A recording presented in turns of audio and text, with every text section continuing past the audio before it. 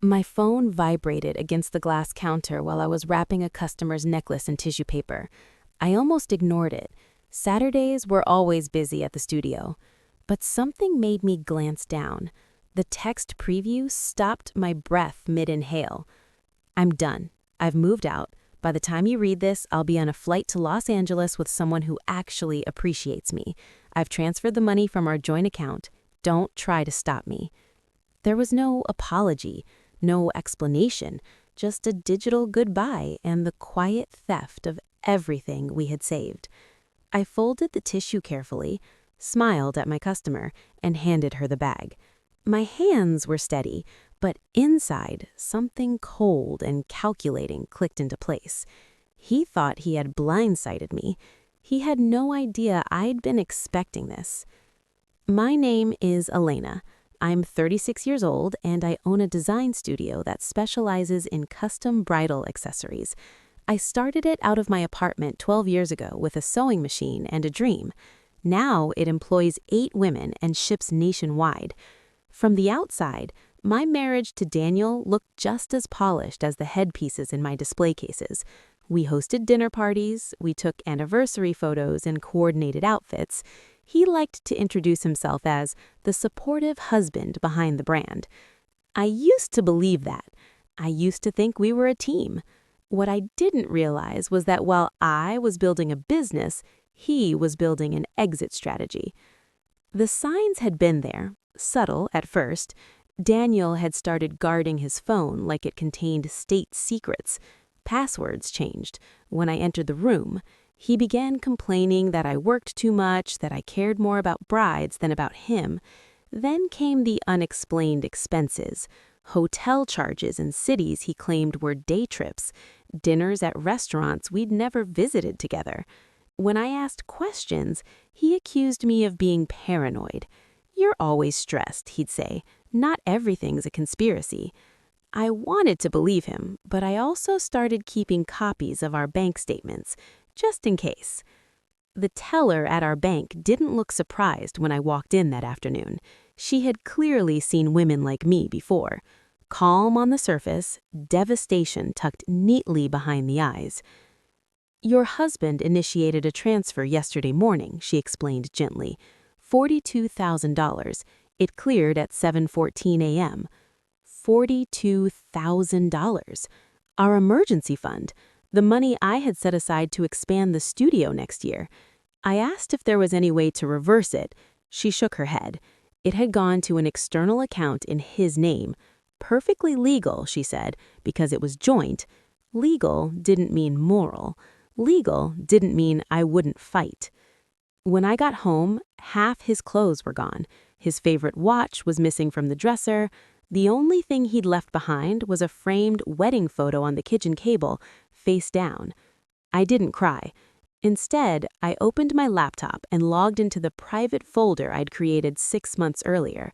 Every suspicious transaction was there, every late-night withdrawal, every screenshot of messages I'd glimpsed on his unlocked phone when he forgot to guard it. I had copies of emails confirming a lease in Los Angeles signed 2 months ago. He hadn't just decided to leave that morning. He'd been planning it while kissing me goodbye every day. The real insult came that evening when a woman I didn't know called my phone. Her voice was bright and nervous. "Hi, is this Elena? I'm Claire. Daniel told me you two were separated for almost a year, but I wanted to reach out woman to woman. I don't want any drama when we move in together." Separated for a year? I almost laughed. We had celebrated our 10th anniversary 3 months ago. I told her the truth, calmly. There had been no separation, no divorce papers, just a text message and a drained bank account. The silence on the other end stretched, long and uncomfortable. "He said you were controlling," she finally whispered, "that you handled all the money and made him feel small." I thanked her for calling and hung up. It wasn't her fault she'd believed a story carefully crafted to make him look like a victim. What Daniel didn't know was that for the past 3 years, I had been quietly diversifying my income. While he rolled his eyes at my late supplier meetings, I was launching an online course teaching women how to start creative businesses. It had grown faster than I ever expected. The revenue from that venture went into an account solely in my name. He never noticed because he never cared to look beyond the surface. He assumed the joint account was my lifeline. He assumed wrong. The deeper I dug, the uglier it became. Daniel hadn't just taken the joint funds. He had applied for a business credit card in my name months earlier, forging my signature. He had used it for flights, luxury hotels, and designer purchases I'd never seen. When the statements arrived at the studio's mailing address instead of our home, he intercepted them before I could ask questions. Sloppy, arrogant. He believed I trusted him too much to verify anything. I hired a lawyer the following week. Not just any lawyer, someone who specialized in financial fraud and high-conflict divorces. Her name was Marissa Patel, and she had a reputation for dismantling charming men who underestimated their wives. When I handed her the binder of documents I'd compiled, she raised her eyebrows.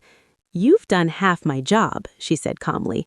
"Identity theft, fraudulent credit applications, misrepresentation of marital assets. He's in serious trouble." For the first time since the text message, I felt something other than betrayal. I felt power. Daniel, meanwhile, grew bolder. He sent emails demanding spousal support, claiming he had put his career on hold to support my entrepreneurial dreams. He threatened to take half of my studio in the divorce. "You wouldn't have succeeded without me," he wrote. "I deserve my share." I mistook his silence for weakness. In reality, I was letting him talk.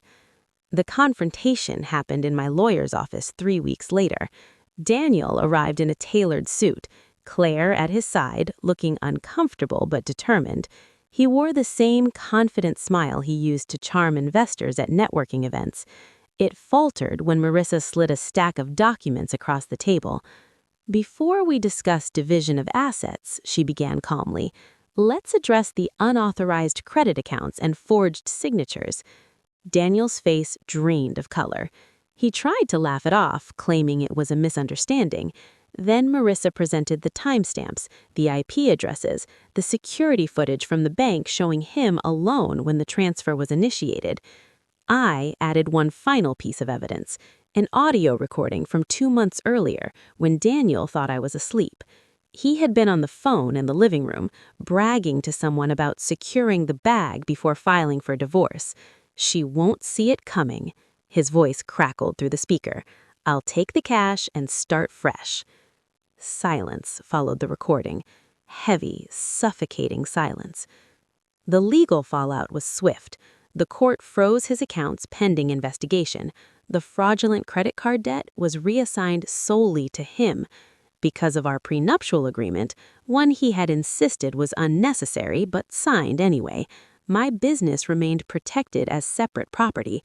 Instead of receiving spousal support, he found himself facing potential criminal charges. Claire left him within days.